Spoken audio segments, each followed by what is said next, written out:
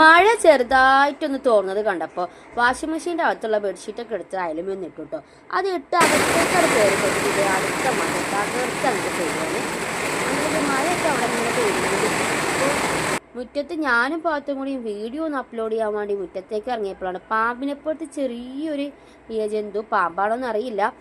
പിന്നെ ഫ്രിഡ്ജിനകത്ത് എന്നെ കാത്തിരിക്കുന്ന കോവക്കയെ ചെറിയ ചെറിയ കഷ്ണങ്ങളാക്കി അരിഞ്ഞെടുത്ത് അതിനെ ചിക്കൻ വറുക്കുന്ന പോലെ വറുക്കാൻ വേണ്ടി മസാല കൂട്ടി വെക്കും. ഇവിടെ കോവക്ക ഉപ്പേരി വെച്ച സനമോളും പാത്തും ഒന്നും കഴിക്കില്ല. ഇതുപോലെ ചിക്കൻ വറുക്കണ പോലെ കോവക്ക വറുക്കുകയാണെങ്കിൽ ഭയങ്കര ഇഷ്ടമാണ് രണ്ടു പേർക്കൊപ്പം.